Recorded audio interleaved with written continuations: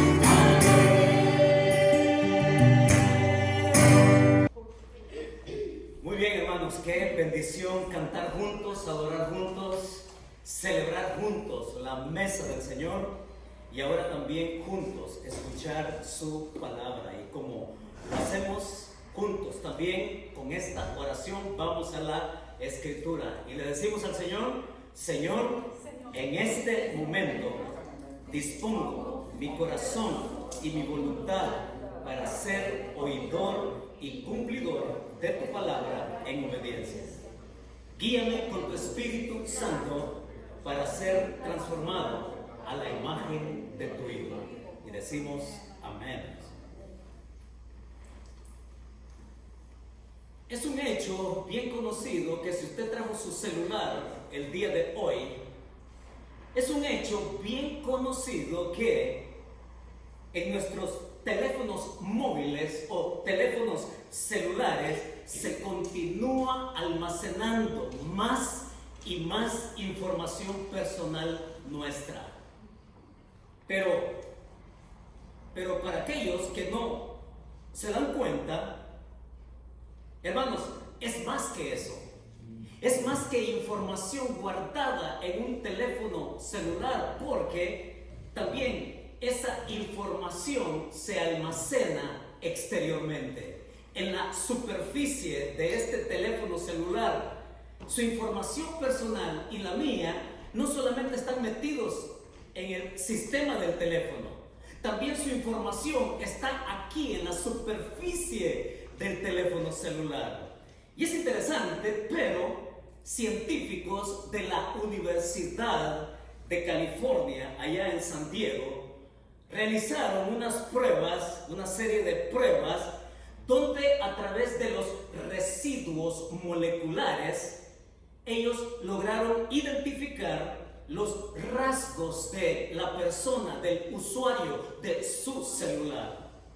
Y este proceso, oigan, ¿saben qué fue lo que reveló estas pruebas experimentales?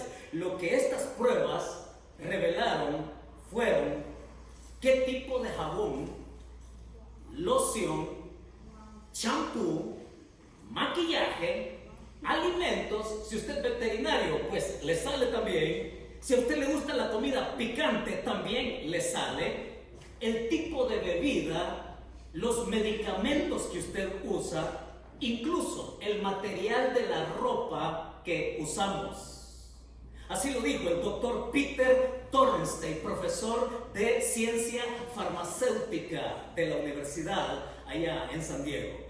Y él dice, podríamos decir con exactitud, dice él, podríamos decir si la persona es probablemente mujer, si usa cosméticos, si se tiñe el cabello, si bebe café, si prefiere la cerveza sobre el vino, si le gusta la comida picante, en fin, si está siendo tratada por depresión. Todo eso es lo que estos rasgos, estos depósitos moleculares que quedan aquí en nuestro celular, todo eso. Así que si usted pensaba que lo único que quedaba de usted en el celular eran sus huellas dactilares, se equivoca, porque le queda mucho más que eso. Y bueno, esto llevó a los investigadores de la universidad allá en San Diego, los llevó a proyectar un alto potencial para investigar cualquier tipo de situaciones, cualquier variedad de circunstancias, incluidas investigaciones criminales, seguridad aeroportuaria y otras instituciones que requieren verificación de identidad. Con estas pruebas, dijo el doctor Thornstein, uno puede, con los rasgos que deja en esos residuos moleculares en el celular, uno puede crear un perfil del estilo de vida de la persona y catalogarla en alguna medida. ¿Qué les parece, hermanos? O sea, que usted que estaba con la sospecha de que con la vacuna del virus le iban a meter un su chip y que le iban a investigar, no, si ya nuestra información está en todas partes, ¿ya? Y no solamente se trata de la información del sistema que tiene el teléfono celular, es toda la información por los residuos que nosotros dejamos en él todos los días. Y ¿sabe qué es lo interesante? Es que ellos encontraron rasgos, incluso en estas pruebas, rasgos de residuos moleculares con un mes de antigüedad. Así nos tiene, hermanos. Y cuando nosotros pensamos y meditamos en esto, es que también nuestro estilo de vida de cristianos va dejando rasgos de alguna manera. Nosotros, querramos o no, siempre estamos dejando rasgos de la vida que queremos tener en Cristo, de esa vida que decimos tener en el Señor.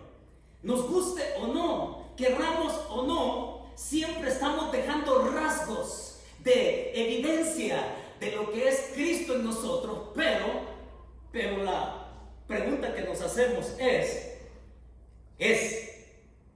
¿rasgos buenos o rasgos malos? Porque no se necesita tener científicos de la Universidad de San Diego para establecer que una persona tiene mal carácter. No es necesario tener especialistas de la Universidad de San Diego para catalogar a una persona que bebe demasiado.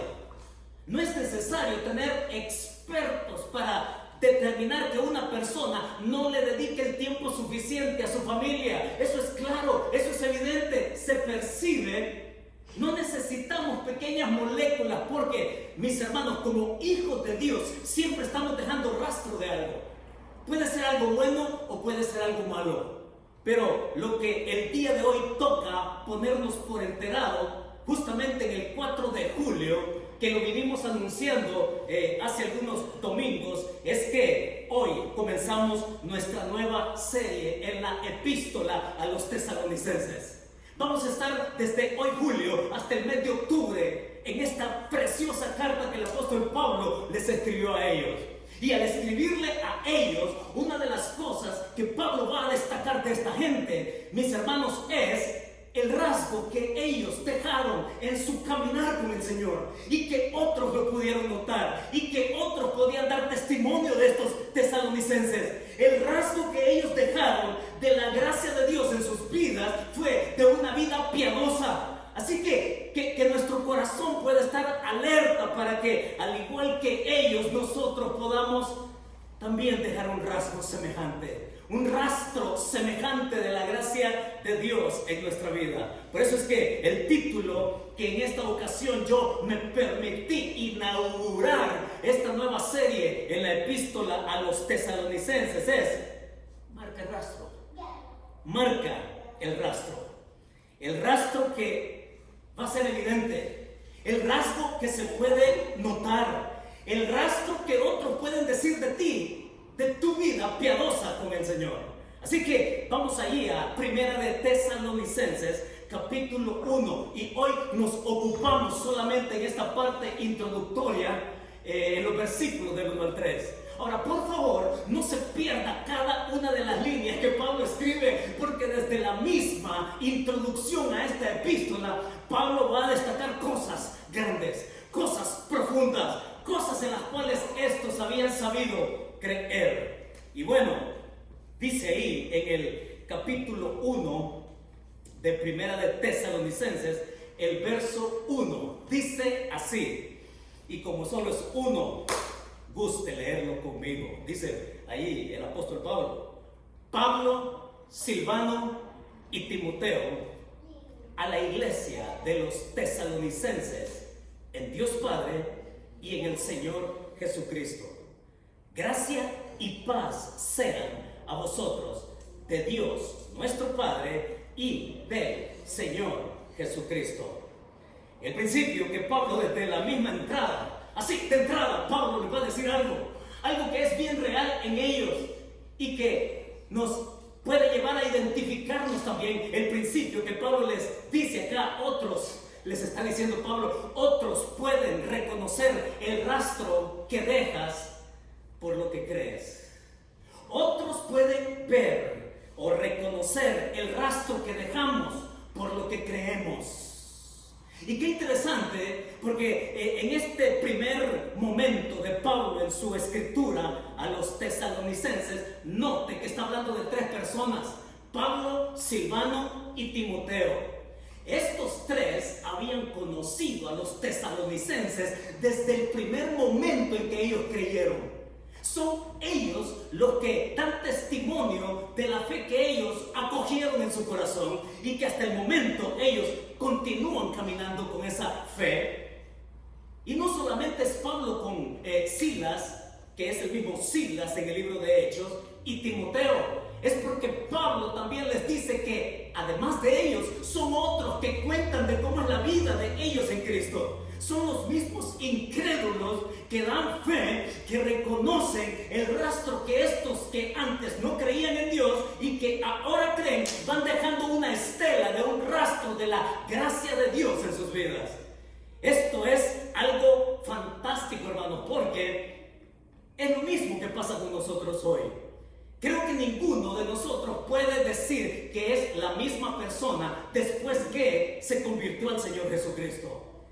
Pablo, Silvano y Timoteo, los tres conocieron el pasado de esta gente. Y les quiero decir cuál era el pasado de estos tesalonicenses. Note que en el versículo 9, ahí Pablo describe lo que ellos eran antes. Es que el corazón de Pablo está henchido de agradecimiento. La oración de Pablo está cargada de gratitud y de gozo. Y el hombre de veras tiene una efervescencia al ver en ellos la gracia de Dios. Y note de dónde salieron. Por favor, apunte muy bien de dónde es que estos salieron tesalonicenses.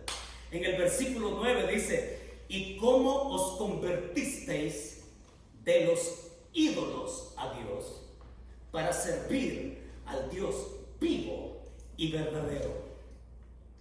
Pablo, Silvano y Timoteo conocieron a esta gente desde el principio. Y cuando habla de ídolos, habla en plural.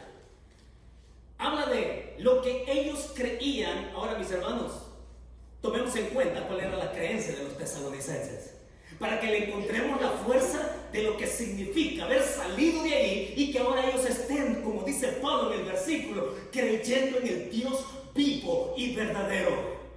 Lo que los tesalonicenses creían que era lo típico de la cultura romana. Recordemos que Tesalónica era una una de las ciudades de la provincia, principal provincia de Macedonia, era romana. Y lo que ellos creían, los tesalonicenses como los filipenses y todos de la provincia de Macedonia, eran en esa cantidad de dioses que tenían los romanos y que tenían su equivalente también en la cultura griega. El Júpiter de los romanos era el mismo Zeus de los griegos. El Marte de los romanos era el mismo Eras de los griegos. Y se multiplicaba por 2 la creencia de ídolos y de dioses en que los romanos en general y que los tesalonicenses también tenían metido en su cabeza, en su corazón, en sus creencias, y que al terminar ellos vivían con una superstición constante. Ese era el mundo de los tesalonicenses. Por eso es que el versículo 1 tiene una fuerza de la verdad, del Dios vivo y verdadero. Y qué manera de iniciar esta carta de Pablo. Dice ahí a la iglesia de los tesalonicenses. Y me encanta Pablo, porque hermanos, si hay algo que hemos de agradecerle al Señor, es porque le reveló a Pablo y que él lo escribe a esta iglesia y a las demás. Porque siempre Pablo se va a situar en la verdad trinitaria. Es Pablo que está hablando ahí al Padre, al Dios Padre, en el Señor Jesucristo. Y si ve el versículo 5, también incluye al Espíritu Santo. Es que cuando hablamos de la gracia abundante de Dios, no es otra que la que descansa en la verdad de la Trinidad. Es hablar del Padre que busca ser Padre porque nos quiere llamar hijos a todos aquellos que creemos en Él. Es el Hijo de Dios, Jesucristo, la segunda persona de la deidad, quien es nuestro Redentor, en donde descansa nuestra fe, en donde su muerte y su resurrección le da propósito a nuestra vida. Cuando hablamos de el Hijo de Dios y que Pablo, oígalo, se atreve a llamarlo Señor. Y ese Señor aquí es la palabra Kyrios en el griego, y esa palabra Kyrios en el griego es lo que equivale a decir Yahweh en el Antiguo Testamento. Pablo está diciendo que Jesucristo es el Hijo y es Dios.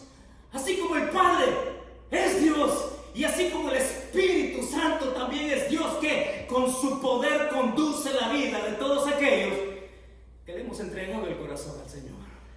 Qué linda, ¿verdad? ¿No? Es que vaya manera de comenzar esta carta. Y vaya manera de comenzar nosotros esta serie. Otros pueden reconocer el rastro que nosotros vamos dejando por lo que creemos. Y Pablo, Silvano y Timoteo conocieron a estos tesalonicenses que se habían abandonado a la nada. Miren, eso es lo peor que le puede pasar a alguien. En cualquier lado, en cualquier momento de la historia del mundo, antiguo o presente, lo peor que le puede pasar a alguien es que se abandone a la nada. Y la nada aquí son ídolos. Ídolos que invitan a toda persona a vivir en la oscuridad de la superstición. Ídolos, dioses, que no son nada, que están muertos, comparado con el único y verdadero Dios, dice Pablo acá. Pues con esa obra que Pablo, Silvano y Timoteo conocían de esta gente, conocieron su pasado, pero también conocen su nueva vida, esta vida que se sustenta en esta verdad: el Padre, el Hijo y el Espíritu Santo, en Dios Padre, en el Señor Jesucristo, en el Espíritu Santo. Y eso, dice Pablo, es la marca indeleble, es la marca que no se borra, es el rastro que cada uno de nosotros puede tener. Y es como nosotros vemos en la Escritura, en la epístola a los tesalonicenses, porque también ellos, así como Pablo conoce su pasado, así como ellos sustentan la verdad de creer en Él, es porque tenemos que recordar cómo es que ellos llegaron a ser iglesia. Y el contexto por eso nos lo ofrece el libro de Hechos. Ustedes recuerdan allá qué sucede a partir del capítulo 16 de Hechos. Allá se da la situación en que Pablo sale a su segundo viaje misionero. Y en ese viaje Silas lo acompaña.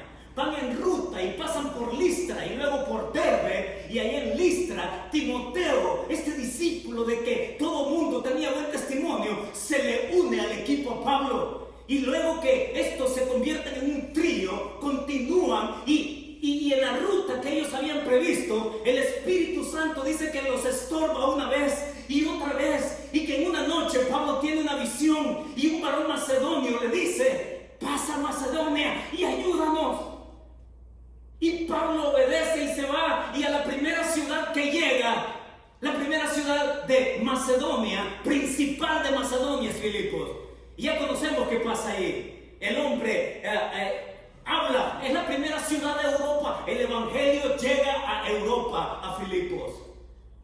Y ahí Lidia se convierte, y su familia, y los de su casa, y la iglesia da inicio ahí, pero la historia es más completa que eso.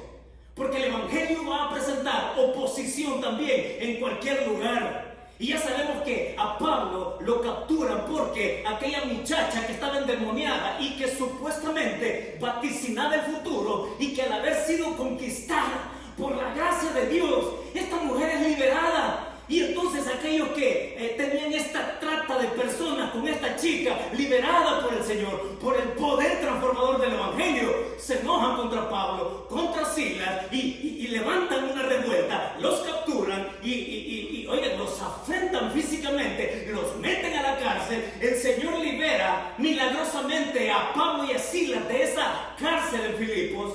El carcelero se convierte, se da un terremoto, y hombre, estos tienen que salir de Filipos afrentados. Y la siguiente ciudad a la que llegan, nos relata Hechos capítulo 17, precisamente, es Tesalónica. Y cuando llegan ahí, dice que Pablo solamente estuvo 3 semanas. Por 3 fines de semana, días de reposo, Pablo presentó el evangelio a estos. Y muchos, dice ahí el pasaje, creyeron. Hombres importantes, mujeres importantes, y griegos y judíos conocieron la verdad. El Señor, con el poder transformador, los libera también. Pero mis hermanos,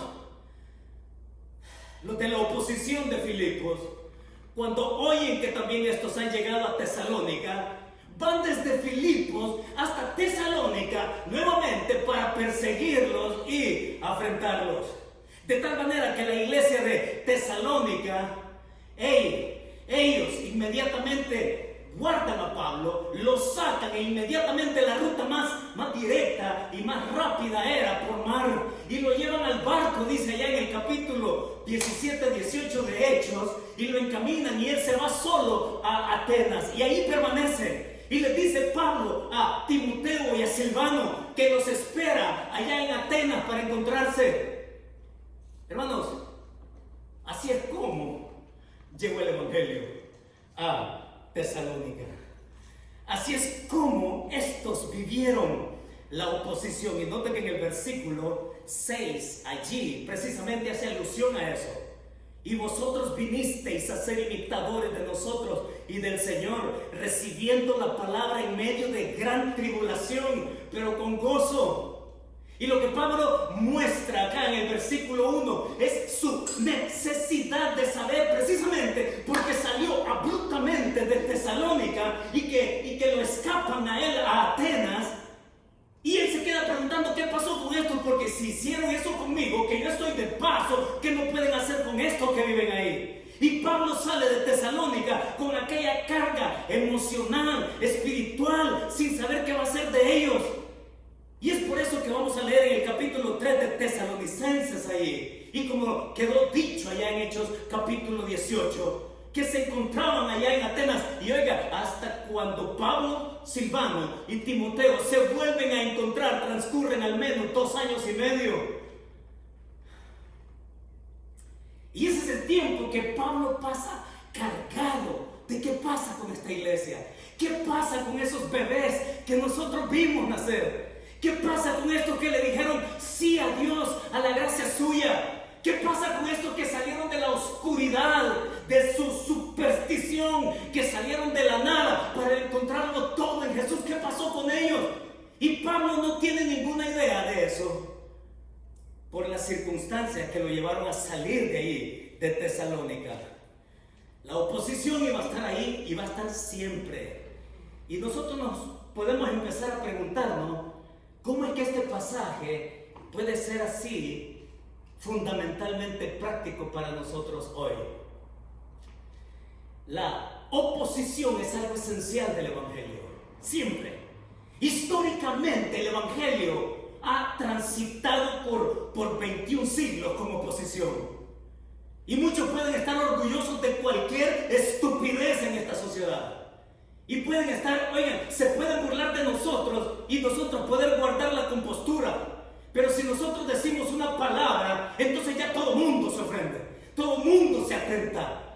Este evangelio ha durado ya 21 siglos y el mensaje no cambia. Este mensaje sigue siendo el mismo. Este mensaje sigue siendo el mismo mensaje sencillo, transformador, que solo Jesucristo cambia, transforma, da nueva vida, que viene pronto por su iglesia. Cuando venimos a esta realidad, mis hermanos, nosotros podemos venir como Pablo en este primer verso a los tesalonicenses, en Dios Padre, en el Señor Jesucristo, gracia y paz. Estos sí saben que son los beneficios de la gracia. Al igual que nosotros podemos estar claros los beneficios de la gracia. ¿Cuánto suman los beneficios de esa gracia? Y paz, dice, resultado de la gracia a vosotros, de Dios nuestro Padre y del Señor Jesucristo. Creer en Cristo, hermanos, también trae oposición. Creer en Cristo también nos hace ver cómo éramos antes. ¿Cuáles eran sus supersticiones pasadas? ¿Cómo era su vida antes sin Cristo? Son las preguntas que podemos hacernos para encontrarle el sabor a lo que sigue en el versículo 2 y el versículo 3, donde encontramos el segundo principio. Así que Pablo sigue hablando en plural. Pablo, Silvano y Timoteo en el versículo 1. Y dice allí en el verso 2, damos. Y Pablo va a hablar en plural a continuación. Y se va a mantener así por el resto de la carta. Damos siempre gracias a Dios por todos vosotros, haciendo memoria de vosotros en nuestras oraciones, acordándonos sin cesar delante de Dios y Padre nuestro de la obra de vuestra fe, del trabajo de vuestro amor y de vuestra constancia en la esperanza en nuestro Señor Jesucristo. ¿Cuál es el principio? Si el primer principio tiene que ver que aunque otros pueden reconocer, mis hermanos, el rastro que dejamos por lo que creemos, yo espero que estemos dejando un buen rastro de ello. El segundo principio, en los versículos 2 y 3, Pablo va a decir que también son otros los que pueden elogiar el cambio evidente en tu vida. Son otros los que pueden decir, sí, es cierto, yo lo conocí, yo sabía cómo era y ahora es distinto. Son otros los que pueden elogiar la gracia de Dios en la vida cuando confesamos al Señor como Salvador personal. Ahora, hay tres cosas que aquí Pablo enfatiza y que son grandes. Lo primero que está allí en el versículo 2 es su oración constante por ellos. Otros pueden elogiar esa vida evidente, cristiana, piadosa, la obra de vuestra fe. Es decir, Pablo reconoce, y no solo él, sino las otras personas que han conocido a estos, que ellos caminan en la doctrina correcta. La doctrina correcta es la verdad. El Padre, el Hijo y el Espíritu Santo en su obra redentora conjunta. Pues Pablo lo recuerda. Y lo que le viene a la mente y el corazón es orar en gratitud y en alabanza al Señor por ellos. Son otros los que pueden hablar de nosotros, elogiando la gracia de Dios. Por eso es que no podemos evitar sacar algunas buenas conclusiones y algunas buenas aplicaciones de lo que a continuación vamos a ver. Pero la obra de vuestra fe, ustedes caminan en la doctrina correcta, les está diciendo Pablo. Lo segundo que les dice ahí en el versículo es el trabajo de vuestro amor. Y con esto Pablo les está hablando de lo que fue su experiencia directa con esta iglesia al principio. Fueron ellos, los tesalonicenses, los que lo recibieron. Recibieron la palabra, nos recibieron. Fueron ellos los que los acogieron. Fueron ellos los que lo protegieron. Fueron ellos los que lo encaminaron. Fueron ellos los que lo escoltaron. Y fueron ellos los que estuvieron dispuestos a sufrir las consecuencias por seguir el mensaje que Pablo predicaba.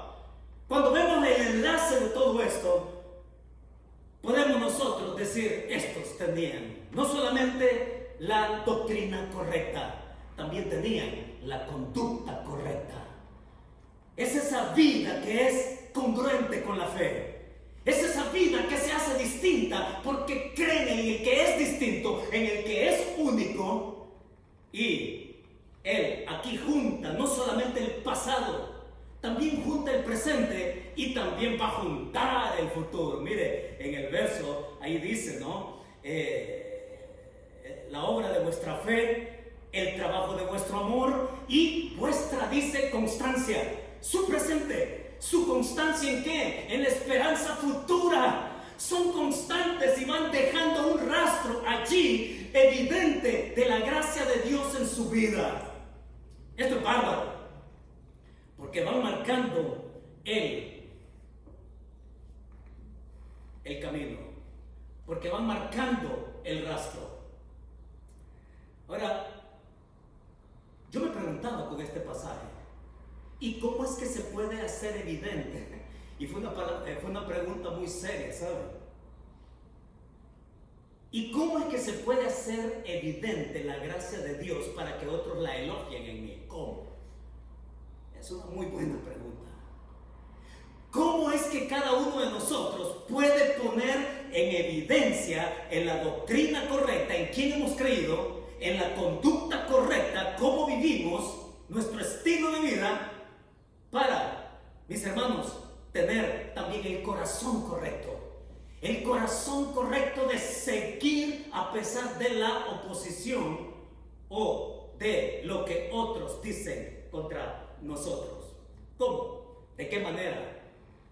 Y estuve pensando y traté de sacar aquellas cosas de mí, ¿ya? Saqué aquellas cosas de mí que probablemente se parecen a las cosas suyas. ¿Cuáles? ¿Cómo es que otros pueden elogiar? ¿Cómo es que otros pueden elogiar la vida de Cristo en mi vida? ¿Cómo? Y saben, muchas veces nosotros, para ponerlo en términos bien prácticos, el rastro que dejamos es muy diferente a lo que Dios quiere ver en nuestra vida. Muy distinto. Y cuando tratamos de manera permanente con gente, eso es bien evidente, es bien concreto, es bien verificable.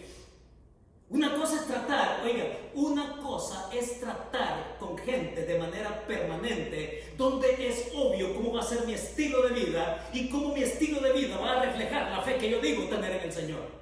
Esa es una cosa. Y que si yo me equivoco, y me ha pasado en cantidad de veces, que cuando me he equivocado, no soy yo. El Señor me ha tenido que llevar al punto de ir donde esa persona y decirle, ¿sabes qué? Me equivoqué, perdóname. Pedir perdón, hermanos, es una evidencia de la gracia de Dios en nosotros, que dejamos de ser orgullosos. Otra manera de ser orgullosos, ¿sabe cuál es? Es negándonos al perdón. Cuando la persona nos busca para pedir perdón y cuando nosotros no le concedemos el perdón, el problema ya no es de la persona, el problema es nuestro. Y entonces esa es una evidencia de cómo reflejo yo la gracia de Dios en mi vida. ¿Sí? ¿Se da cuenta de esas situaciones permanentes en el trato que tenemos con gente que constantemente tenemos cerca? Y lo más cerca que tenemos es la familia, para empezar. Lo otro que podemos tener tan cerca, tan permanente y tan constante es en sus 8 horas laborales allá en el trabajo, con gente con la cual trata, que lo observa y aunque no lo crea, oiga, se lo digo, aunque no lo crea, es gente que lo está observando, es gente que está escuchando lo que usted dice, es gente que, como dicen en inglés, o como es la señal en inglés, ¿no? Te estoy viendo. El escrutinio nuestro está frente a ellos. Y cuando es así, en relaciones permanentes, vaya si no podemos dejar un buen rastro o un mal rastro. Yo le quiero animar algo. Si queremos rescatar este pasaje y que esta epístola sea de bendición para nuestra vida, una manera clara, evidente y contundente de que otros vean y celebren y elogien la gracia de Dios en nuestra vida, es que si usted tiene pendiente algo con alguien, vaya y pida perdón. Evidencia de humildad. Si alguien tiene algo pendiente con usted y viene y le pide perdón, concédale el perdón. Evidencia de gracia. ¿Quién no elogia eso? Eso es con relaciones y con gente con la cual tratamos constantemente. Ahora, yo me puse en otro escenario y se lo explico cuál es. El escenario de el trato casual que tenemos con otras personas. Miren, saben, yo soy conocido en la casa, y se los digo aquí frente a mi familia, que yo soy conocido en casa porque dicen ellos que yo soy bien paciente. ¿Qué creen ustedes? Y se me quedan viendo así, por favor. Dicen en casa que yo soy bien paciente. Sí, mi hija dice que sí, que soy bien paciente. Y creo que sí, pero ¿saben qué? No me creo tanto. No me creo tanto y le voy a decir por qué. Y dígame usted si se parece a mí en esto. Y le voy a sacar quién soy yo. Y le voy a hacer, y se lo voy a decir con toda la sinceridad de mi corazón. Porque mi responsabilidad aquí delante de ustedes es que me parezco tanto a ustedes que a lo mejor las luchas que yo puedo tener también ustedes las estén pasando.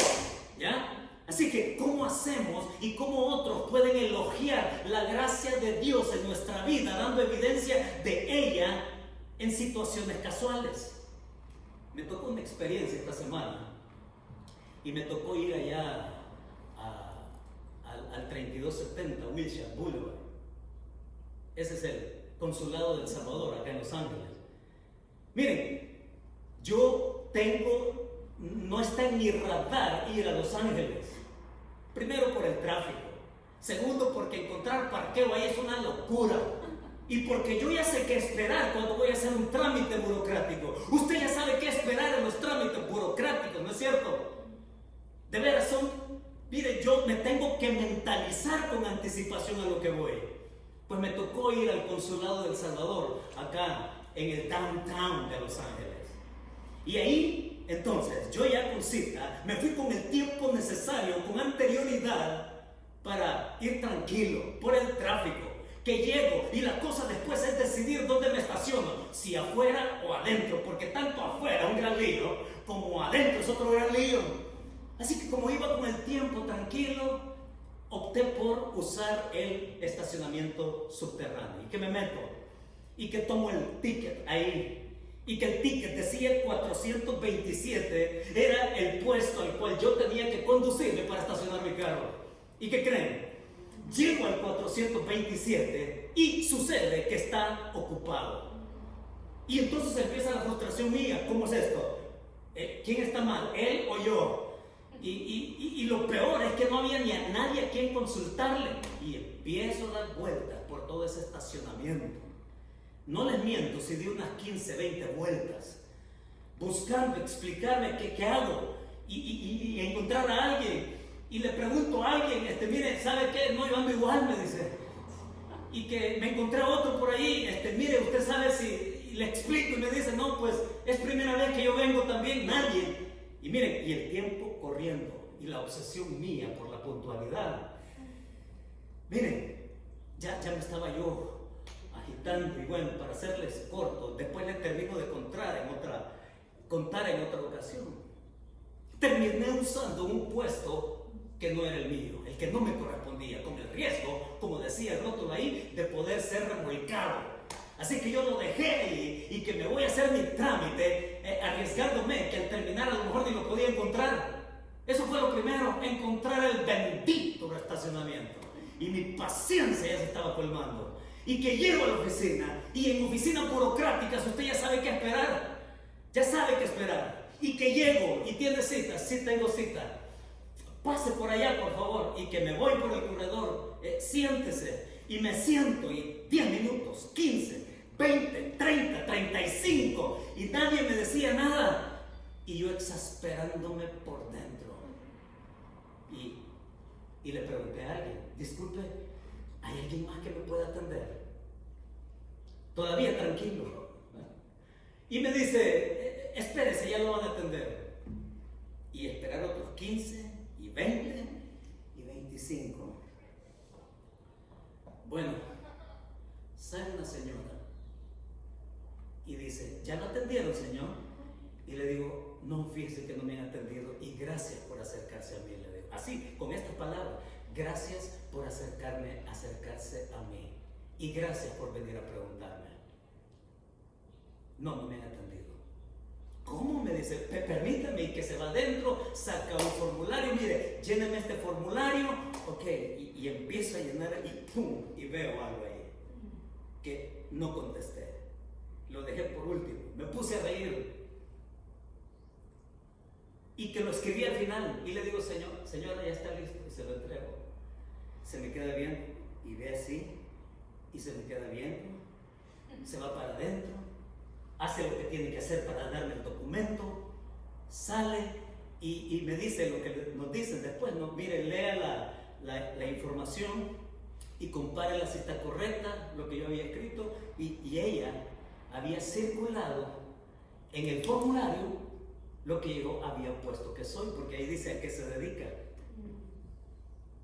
Y entonces, claro, yo escribí pastor, y ahí me la jugué toda. Ahí mis hermanos ya me la estaban jugando por entero. Y esta señora empezó a observarme y deliberadamente me hacía preguntas para quizás chequearme, ¿no? Al final de cuentas, pues me dio el documento, yo pues se lo agradecí y le digo, muchas gracias por atenderme, que Dios la bendiga, así. Y entonces ella me dice, lo que quisiera, me dice, es que usted le orara al Señor para que Él me bendiga. ¿En serio? Le digo, sí, porque ella leyó que yo era pastor. Y me dice, le agradecería si ora por mí. Y saben, eso fue lo que hice. O sea, ¿qué me importó a mí el corredor? O sea, ¿qué me importó a mí que dice que no es legal orar en edificios así, y que le tomo del hombro y empiezo a orar? Oye, esa mujer quedó, de veras, fue otra. ¿Por qué les cuento esto? Porque una cosa, hermanos, es cuando tratamos casualmente con otros. Y lo que yo me he descubierto a mí y que he tratado de corregir, les soy sincero, es como trato yo a las personas en condiciones casuales. ¿Por qué? Porque sí, yo sé qué esperar en oficinas burocráticas. Ya sé con qué me voy a encontrar. Yo no tengo control sobre eso. Yo no tengo control sobre el semáforo en rojo, pero sí tengo control de mis actitudes. ¿Me explico? Yo no tengo control que el semáforo esté en rojo y esté maldiciendo a medio mundo porque ya voy tarde, y esté maldiciendo a medio mundo porque ya voy atrasado. Mis hermanos, yo no tengo control de muchas cosas, pero sí puedo tener control de mis actitudes y entonces dar evidencia de la gracia de Dios que otro puede reconocer. Y no se lo cuento para que usted piense, qué superestrella el pastor. No, yo también tengo luchas con la paciencia, pero le digo algo que he visto en otras personas, al igual que yo. He visto también gente que dice, bueno, yo estoy pagando por esto. ¿Ya? O sea, yo estoy pagando por este servicio y por lo tanto a mí me lo tienen que hacer a la hora que yo quiero, y faltarle al respeto a la gente. Quiero decirle que está equivocado. Sé de gente que porque son managers o porque son jefes, entonces tienen el derecho a humillar a la gente. Equivocado. Es gente que porque es dueño, incluso porque es el dueño, entonces tiene que ir en contra de la dignidad de cada persona. Y quiero decirle, equivocado. pasado y conozco a tantos cristianos así. Ciertamente, ¿a qué podemos llegar nosotros con esto? El pasaje dice ahí, la obra de vuestra fe, lo que tú crees, otros más lo pueden reconocer. La obra de tu amor, cómo tú sirves a la gente, lo pueden elogiar. Y dice el pasaje, la constancia de tu esperanza, aún en oposición o en condiciones casuales o en condiciones permanentes, cuando tratamos en otros, mis hermanos, dice allá a otro lado de la escritura, que podamos esparcir el olor del conocimiento de Cristo. Pero muchas veces lo que nosotros esparcimos es una peste, es una edentina, es algo que de veras nadie quiere. Miren, por eso es que le voy a decir algo. ¿Cómo es que nos conocen a nosotros? ¿Cómo nos conocen? ¿Nos conocen por amargados? ¿Nos conocen por resentidos? ¿Nos conocen porque a este no se le puede decir nada? ¿Nos conocen porque, hombre, es una persona negativa? Nos conocen por otras cosas que no reflejan la gracia de Dios en nosotros, ni del Cristo que decimos creer. Pablo nos está diciendo acá que otros pueden elogiar la gracia de Dios en nuestra vida. Y mis hermanos, si yo saco una conclusión retadora para mí en una próxima ocasión y para usted también en una siguiente ocasión, es: usted no tiene control con qué tipo de personas se va a encontrar, pero sí tiene control de sus actitudes, y el Espíritu Santo va a honrar eso, y la gente lo va a notar, y la gente lo va a elogiar, y entonces usted va marcando un rastro de aquello que esas personas también pueden llegar a tener. Y esa es la verdad con que nos despedimos el día de hoy en este gran arranque de la epístola a los tesalonicenses. La verdad es que nuestra vida con Cristo deje el rastro testimonial, sí, de lo que otros pueden tener. Eso es lo que Pablo de entrada nos dice. Eso es lo que Pablo nos advierte. Y así como estos tesalonicenses, ellos pudieron dar fe de su vida en Cristo, y que otros más que los conocieron, también de nosotros, mis hermanos, que otros puedan decir lo mismo de cada uno. Que nuestra vida con Cristo deje el rastro testimonial de lo que otros pueden tener. No estamos para saciar la sed de nadie, pero sí para provocarla. Y termino con esto: no estamos para saciar la sed de nadie, pero sí para provocarla. Creemos esa sed en la gracia de Dios en quien hemos creído. Oramos. Señor, muchas gracias por este arranque. Sin duda, Señor, tú quieres tratar seriamente con nosotros. Es que no lo podemos ver de otra forma. Te suplicamos, Señor, que tu palabra sea viva, eficaz y más cortante que toda espada de dos filos, para penetrar profundamente en nuestro ser y partir el alma y el espíritu y las coyunturas y los tuétanos, y que nos haga discernir, Señor, lo que tú quieres de nosotros, cómo tú quieres que brillemos, cómo tú quieres que podamos oler ante los demás, cómo tú quieres que otros vean tu gracia en nuestra vida.